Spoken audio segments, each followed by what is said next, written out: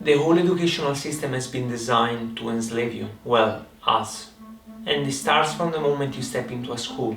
You don't believe me? Let me show you. It all started in 1806 in a country by the name of Prussia, and it started from an idea from a philosopher called Johann Gottlieb Fichte, which didn't like free will much. John Locke theorized that kids are empty vessels, blank slates, and Fichte took this idea for his own purposes, advocating for a system to remove free will from young minds. Ideas are dangerous. The idea of one man led to Red Khmer destroying Cambodia, and the ideas of Fichte spread way broader than that. Not only he was suggesting to eradicate free will in children to the benefit of the nation, but he was preaching Germany's superiority. He dreamed of a united German nation and wanted to expel Jews from the country. This was the beginning of 1800, not a good look. Like Bill Burr said, it makes me think of Darth Vader having the "I have a dream" speech. Prussia in 1806 was an empire that extended from Germany to many of the surrounding countries. But in 1806, Prussia was defeated by Napoleon, and the biggest minds in the empire figured out that they lost because of free will. Napoleon's army was much better at following orders, and they wanted the same for their army and people. So they started an 8 years indoctrination system, something that we are still using today. The first real-world testing of their school system was applied to Poland. The problem that Prussia faced after conquering Poland, they figured out that it was impossible to bend the spirit of Polish people, so they went after their children. Through their education system, they were able to raise the new generations of Polish people, thinking and behaving exactly the way they wanted. All the creativity, imagination, critical thinking and free will was stripped off them, so when they came out, they were ready to be obedient and docile servants. But the model needed some adjustments. This is where Horace Mann comes into the scene.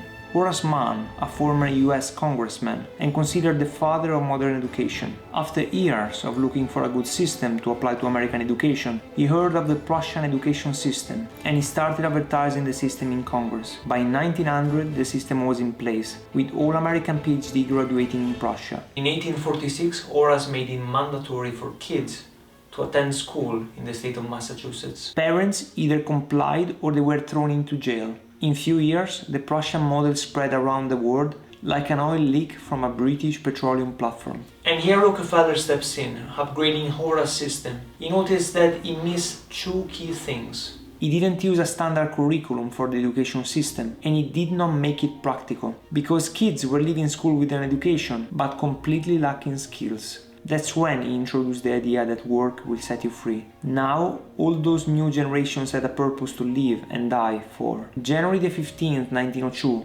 Rockefeller held a meeting to install the General Education Board. US Congress granted a formal charter to the board. They wanted to get free education to each child in America. Remember, if a product or service is free, you are the product.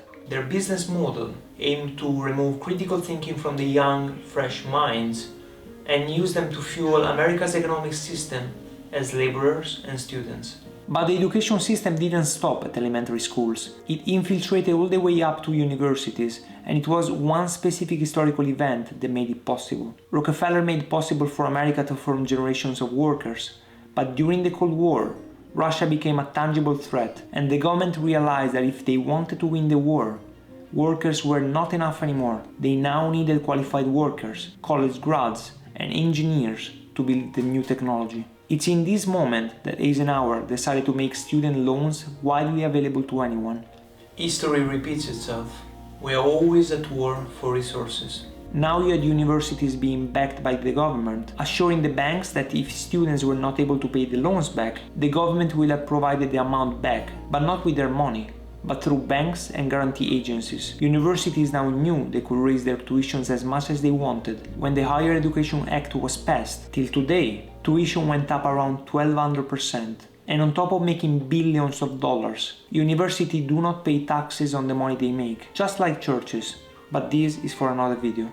One beacon of light that is accessible to parents today is Maria Montessori. We have childcares adopting the educational methods of Maria Montessori, an Italian teacher that knew the importance of individuality and treating young kids as unique, the complete opposite of what Rockefeller was installing in our modern educational system. This approach to learning and experimenting should be maintained throughout all life to grant kids developing into strong and independent free-thinking humans, the opposite of what any government in the world wants. How do you get out of this indoctrination, you might ask? I'm gonna show you exactly how. Number 1. Share this story with others, because most people are unaware of how they are being controlled throughout their life. You're given milestones to follow throughout all your life. Go to school, get a degree, get a job, get married, buy a house, have children, invest the best years of your life working for somebody else, and finally retire and enjoy the last decade or two of your life. If you want an easy insight into how you are manipulated on a daily basis, I highly recommend to read or listen to the book Influence by Robert Cialdini. Number 2. Understand you don't necessarily need a degree, you need a skill. That's different. With the world we currently live in offers plenty of opportunities. All you have to do is to choose a high-paid skill and learn it. I would choose something you can do remotely, from anywhere in the world. Some of my favorite skills I grew throughout the years are filmmaking, editing, selling and negotiating, and how to speak confidently with other humans. Number 3. The system has worked just because people were not aware of it, and it operates in a way that makes it difficult for parents to have enough time to spend with their kids and raise them like free-thinking individuals. Make raising your children and spending time with them a priority. Number 4. If I was a young parent nowadays, I would highly invest into some homeschooling, which does not necessarily mean me teaching my kids. It can also mean hiring one or few teachers to teach them specific subjects, either face-to-face or remotely. I hope this video will ignite you to make changes, because evolving as a collective only happens if enough people want change to happen. Stay free, and I'll see you next time.